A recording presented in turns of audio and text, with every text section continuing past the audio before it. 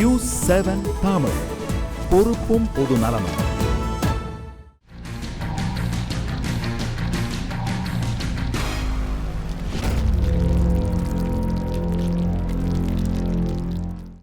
பேசுவதற்காக காங்கிரஸ் கட்சியை சேர்ந்த ஹிதாயத்துல்லா அவர்கள் நம்மோடு இருக்கின்றார். பாஜகவை சேர்ந்த நாராயணன் அவர்கள் நம்மோடு இருக்கின்றார். வழக்கறிஞர் அங்கேயட்கண்ணி அவர்கள் நம்மோடு இருக்கின்றார். உங்களிடம் இந்த கேள்வி, அதாவது நிலங்கள் இலங்கை அரசால் இராணுவத்தால் தங்களுடைய கட்டுப்பாட்டில் கொஞ்சம் கொஞ்சமாக கொண்டு வரப்பட்டு வருவதாக ஒரு குற்றச்சாட்டு முன்வைக்கப்பட்டு வருகின்றது. 13வது சட்ட திருத்தத்தை பொறுத்தவரை நிலம் என்பது அங்கு வசிக்கக்கூடிய தமிழ் மக்களுக்கு உரிமையாக வழங்கப்பட வேண்டும் என்பது மிக முக்கியமான ஒரு ஷரத்து. இந்த சூழ்நிலையில் நேரெதிராக இந்த விஷயங்கள் நடைபெற்று வருகிறது. இன்னமும் உங்களுக்கு அந்த 13வது சட்ட திருத்தம் மீதான நம்பிக்கை இருக்கின்றதா, இந்த விஷயங்களை அறிந்த பிறகும் கூட?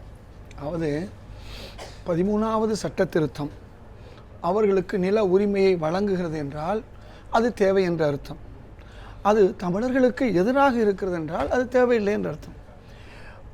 இன்றைய அதாவது என்னுடைய கேள்வி, 13வது சட்ட திருத்தம் முழுமையாக நடைமுறைப்படுத்தும் பட்சத்தில் நிலம் என்பது தமிழர்களுடைய உரிமையாக வழங்கப்படும். ஆனால் தற்போது நிலைமை என்பது அதற்கு எதிராக இருக்கின்றது. இலங்கை அரசு 13வது சட்ட திருத்தத்தை அமுல்படுத்துவோம் என்ற ஒரு கருத்தை சொல்லி வருகிறது. இந்திய அரசும் அதை வலியுறுத்தி வருகின்றது. இந்த வலியுறுத்தல் என்பது 27 வருடங்களாக நகர்ந்து விட்டன. இதில் என்ன பெரிய விஷயம் சொன்னால் 27 அல்ல, 2009க்கு பிறகுதான் இந்த பிரச்சனை.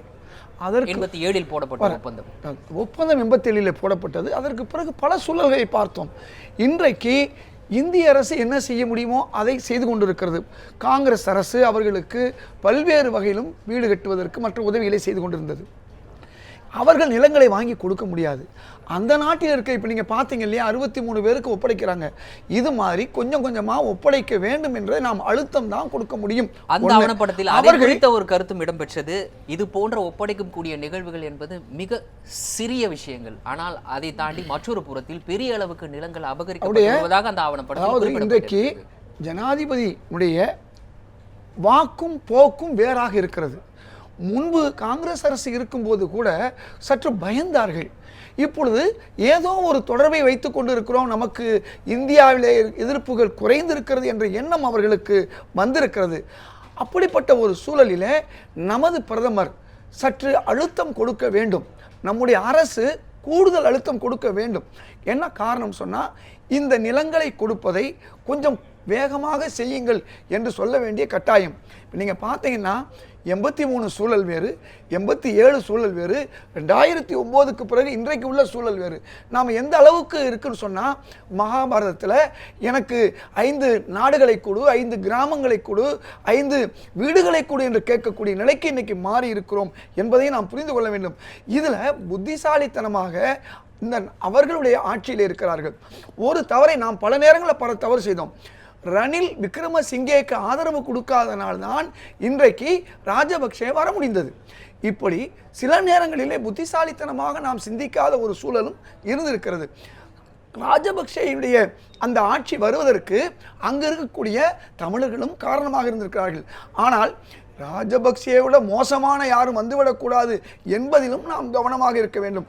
இன்றைக்கு அந்த அரசுக்கு நமது அரசு மட்டுமல்ல, இன்னைக்கு ஐநாவிலிருந்து உலகளாவிய அரசுகள் அழுத்தம் கொடுக்கிறது.